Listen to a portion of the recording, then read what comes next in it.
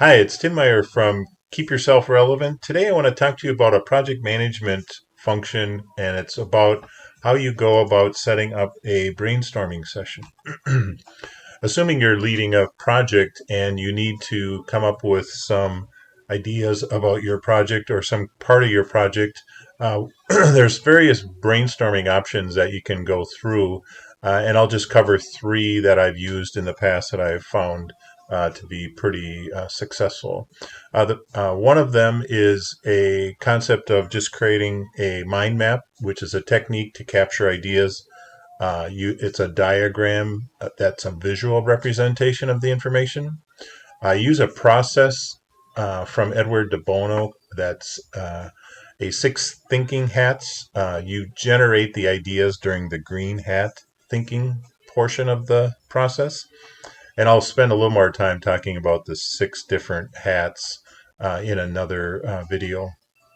And then a third one is post-it notes, which is just a technique of capturing information again on a post-it note. So those are the three post-it or brainstorming options that I'll go over in this presentation today. Just a couple of tips to keep in mind when you're brainstorming. You want to focus on generating a list of ideas.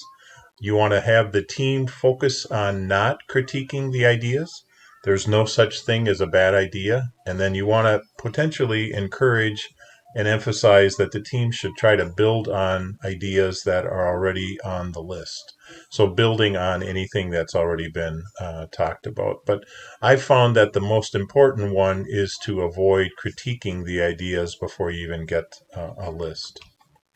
So again, one of the techniques is post-it notes. Just simply get the post-it notes and put them on a board. Assuming you're doing it in person, you can do it on a physical whiteboard or um, and just have different colors, and you can just have the team write them on and then post them to the board. And then you can use various techniques after they're all posted to organize them and potentially rewrite them into different colors so that you can organize them by colors as well. And that works pretty well. If you're doing it virtually, you can use different tools to capture the information. You can actually do it in a team session.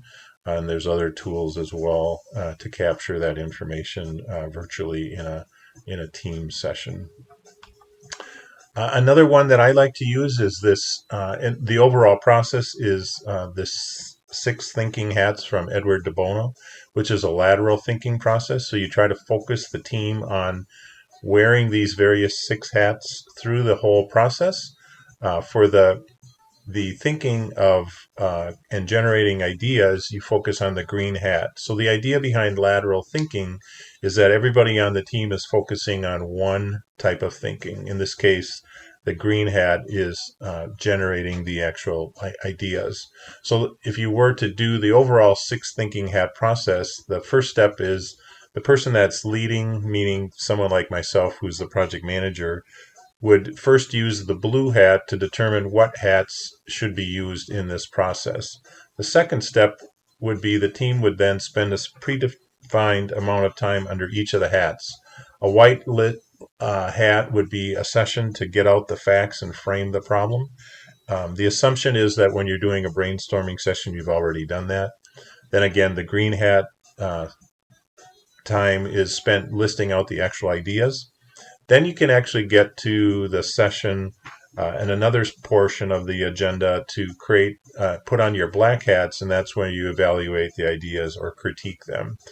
And then you can go through the yellow hat portion of the process to further flesh out the ideas that have merit. So you sort of start to eliminate the ideas that may not make sense or that would better fit your project.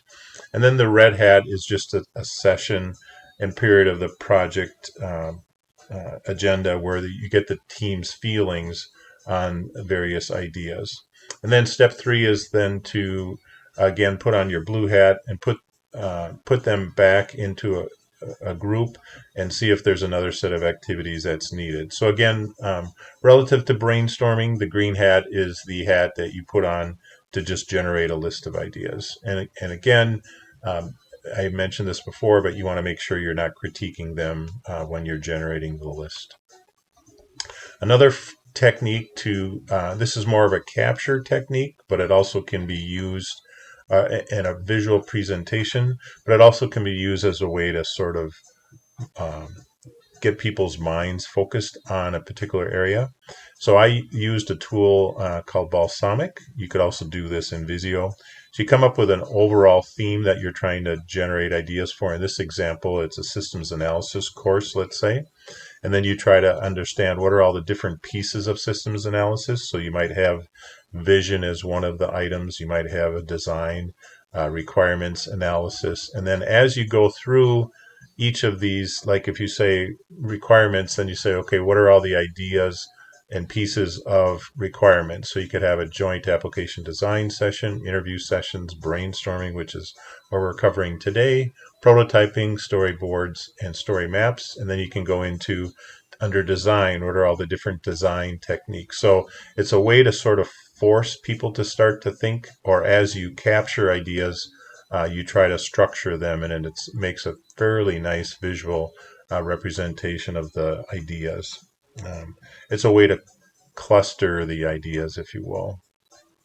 And I found that to work pretty well if you have a fairly good idea of what you want to brainstorm about and get specific details. So it works better for you if you've already have an outline and then you're just trying to fill in all the different items.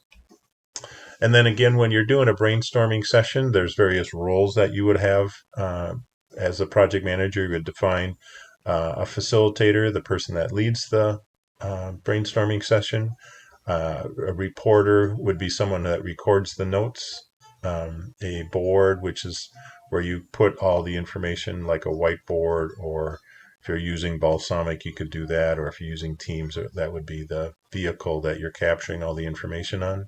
And then an evaluator provides information on what worked went well, what didn't go so well, and then anything that you could move or change in your next session, sort of a lessons learned. A sample agenda might be define or review the scope of the project. Step 2, collect the requirements. Step 3, prioritize the requirements. And then that's really what I wanted to cover today for your brainstorming topic. If you like this video, please give it a like and please consider subscribing. Thank you and have a good day.